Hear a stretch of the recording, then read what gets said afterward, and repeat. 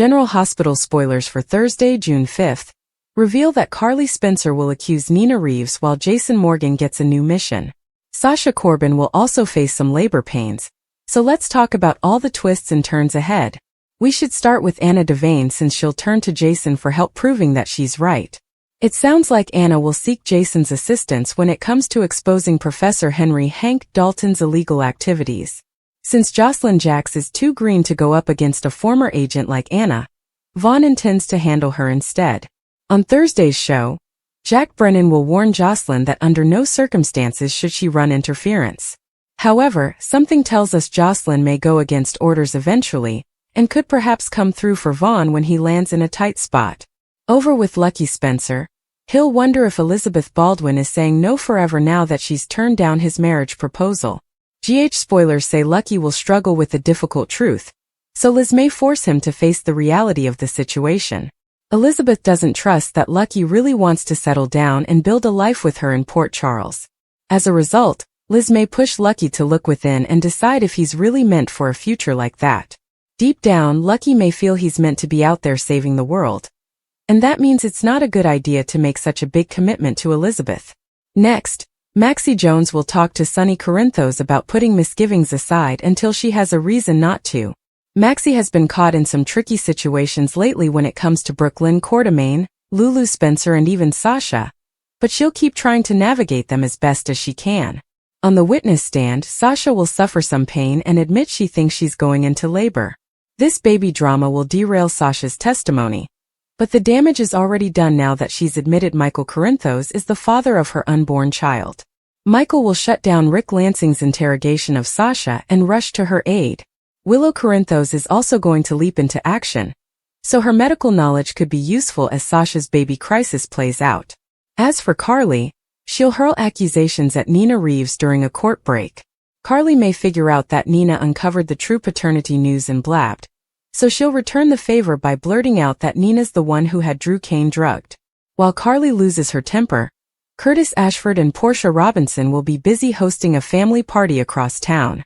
Marshall Ashford will return for this gathering, so it'll be great to see him back on canvas.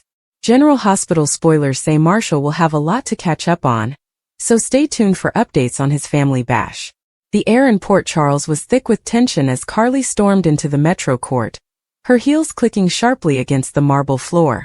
Her eyes blazed with fury as she zeroed in on Nina, who was seated at the bar, sipping her drink with an air of forced nonchalance.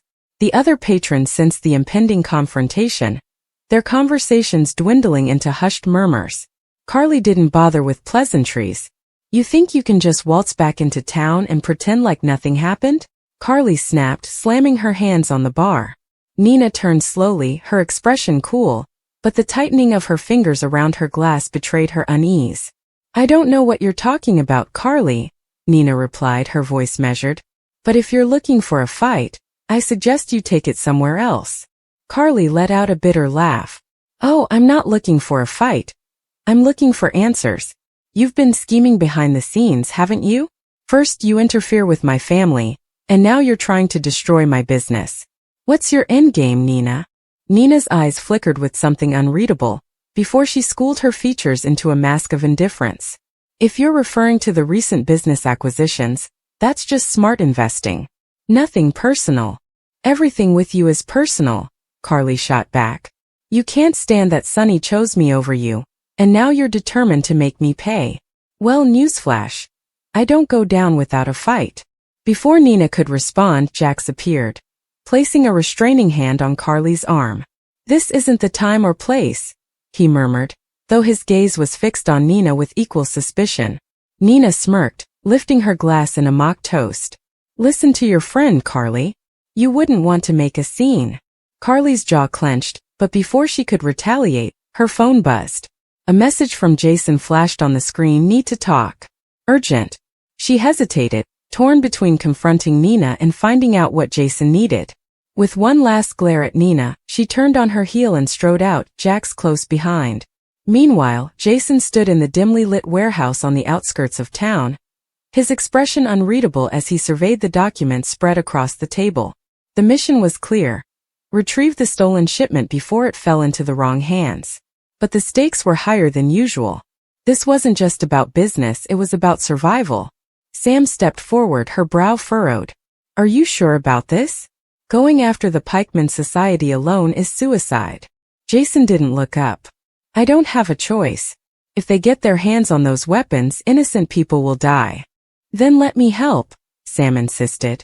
You don't have to do this by yourself. For the first time, Jason met her gaze. I can't risk you getting hurt. Sam crossed her arms. That's not your call to make. We're partners, remember? Before Jason could respond, his phone rang. Carly's name flashed on the screen. He answered tersely. What's wrong? Carly's voice was strained. Nina's up to something. I don't know what yet, but I'm not letting her get away with it. Jason exhaled. Carly, I can't get involved in this right now. I have my own situation to handle. Since when do you turn your back on family? Carly demanded. I'm not, Jason said firmly. But some things are bigger than personal vendettas. There was a long pause before Carly finally sighed. Fine. But when this is over, we're having a long talk. Jason hung up, his mind already refocusing on the task at hand. He turned back to Sam. If you're coming, we move now. No hesitation. Sam nodded, determination flashing in her eyes. Let's finish this. At General Hospital, Sasha gasped as another sharp pain tore through her abdomen. She clutched the edge of the bed, her breath coming in short, panicked bursts. Brando rushed to her side, his face pale with worry. It's too early, Sasha whimpered. The baby's not due for another month. Brando hit the call button frantically. Just hold on, okay? The doctors are coming. The door swung open and Dr. Finn Scorpio hurried in, followed by a team of nurses. He took one look at Sasha and immediately sprang into action. All right, let's get her prepped. We need to stabilize her and monitor the baby's vitals. Sasha reached for Brando's hand, her grip desperate. Promise me our baby will be okay. Brando swallowed hard, forcing a reassuring smile. Everything's going to be fine. You're both going to be fine. But as the medical team worked around them, the fear in his eyes told a different story. Back at the Metro Court, Nina watched Carly leave with a satisfied smirk, but her triumph was short-lived. A shadow fell over her, and she turned to see Valentine Cassadine standing behind her, his expression unreadable. Enjoying the show? Nina asked dryly. Valentine tilted his head. I'd be careful if I were you. Carly isn't one to back down, and Jason's loyalty to her is unwavering. Nina's smile faded. I can handle Carly.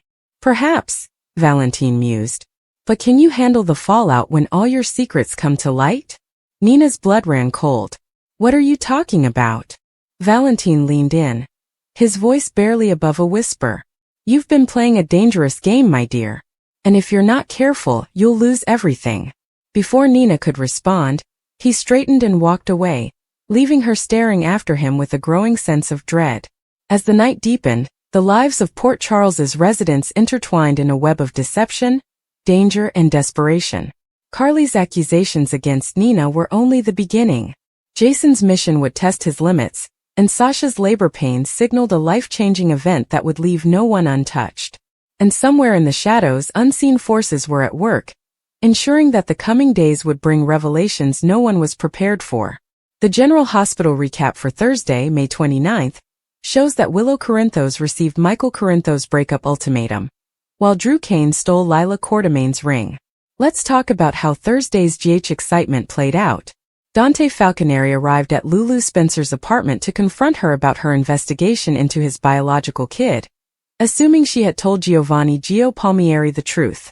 Lulu said that Gio had most likely overheard her argument with Lois Cerullo, and Dante grumbled about Lulu exacerbating the situation. Dante thought Lulu should have told him he had another child, especially since she suspected it was Gio. Lulu had blown up lives and damaged Dante's chances of reuniting with his son. Dante suspected that Lulu's petty rivalry with Brooke Lynn had motivated everything, but Lulu denied it and assured Dante that a romantic reunion was not her motivation either. In fact, Lulu didn't want Dante back and suggested they stick to co-parenting. Lulu didn't even require them to be friends, so Dante understood. Dante made it obvious that he would be the one to inform Rocco Falconeri about his sibling. After Dante urged Lulu to keep away from Gio, he rushed off, leaving Lulu to mourn alone. Brooklyn Quartermain apologized to Ned Quartermain for not informing him about the baby, but he understood and promised her that Gio would ultimately come around. Olivia Quartermain also spoke with Brooklyn, assuring her that she understood what it was like to be young, pregnant, and afraid.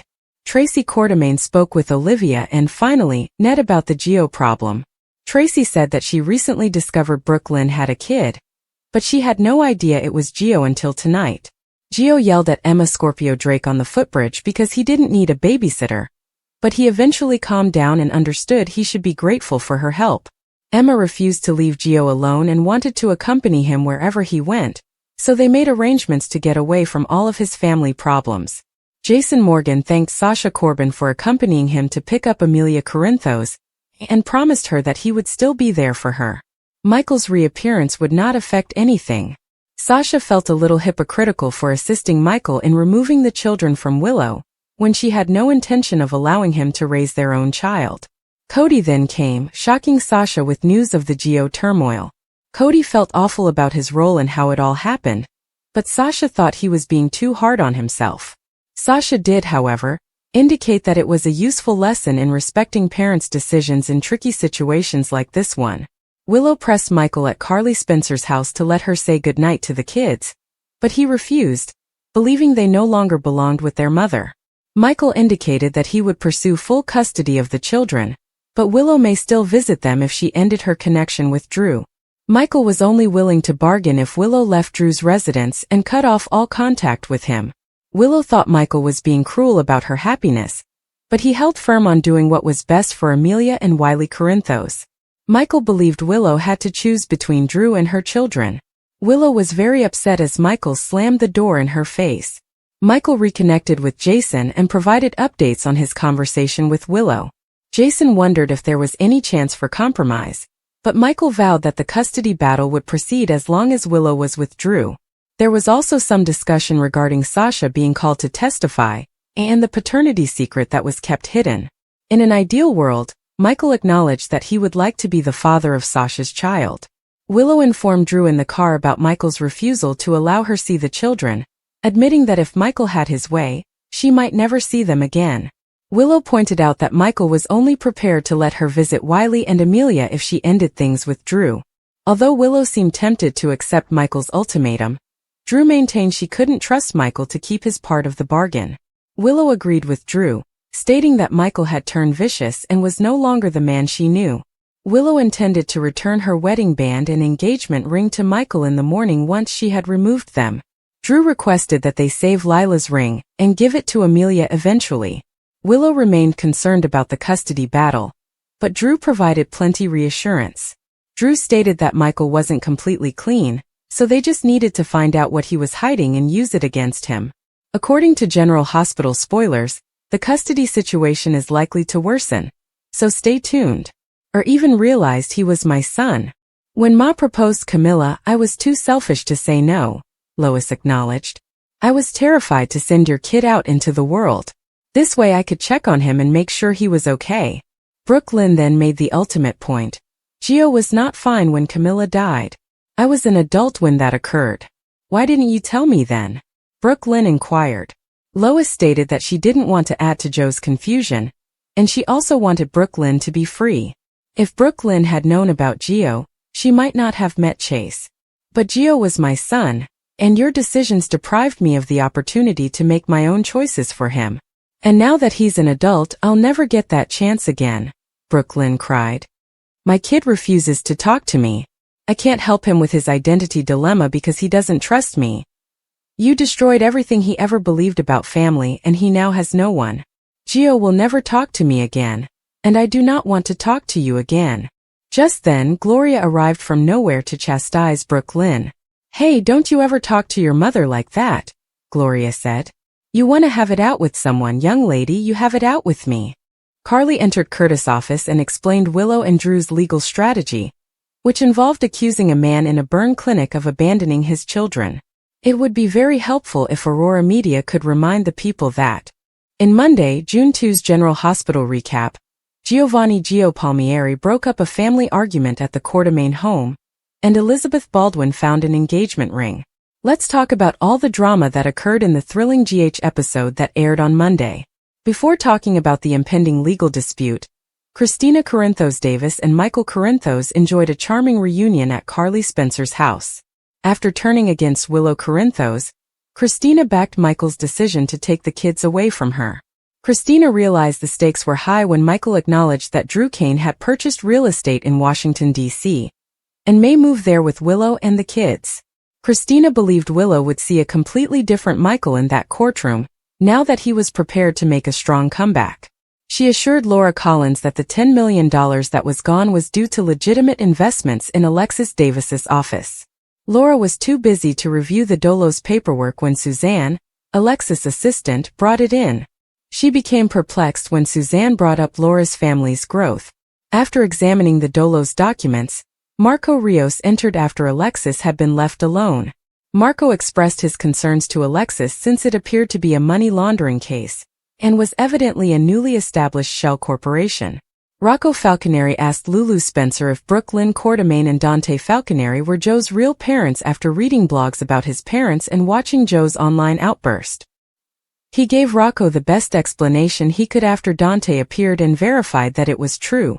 Additionally, Lulu acknowledged that her investigation caused Gio to learn the truth. Laura later came to support Lulu after hearing about how exciting the nurses' ball was. Gio showed up at Sonny Corinthos' residence in search of clarification. Sonny said that it was only after the nurses' ball turmoil that he discovered Gio was his grandchild.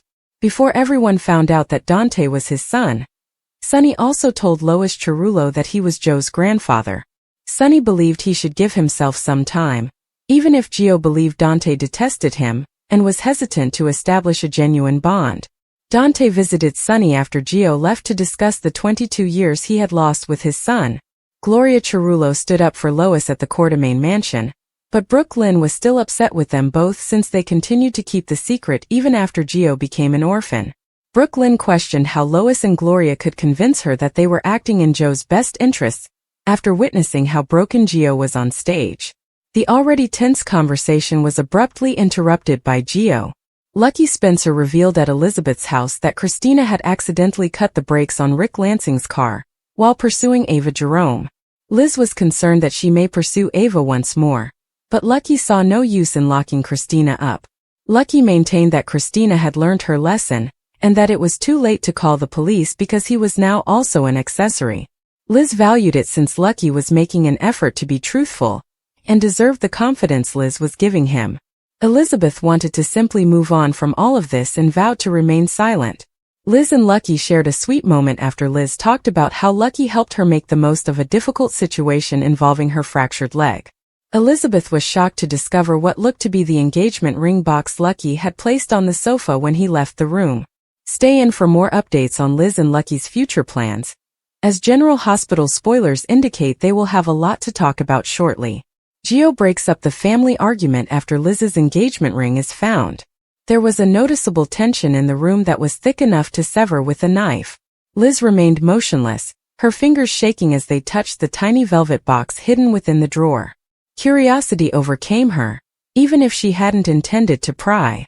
Her breath caught in her throat as she raised the lid because in the dim bedroom light, a brilliant diamond ring glinted back at her, its brilliance almost blinding.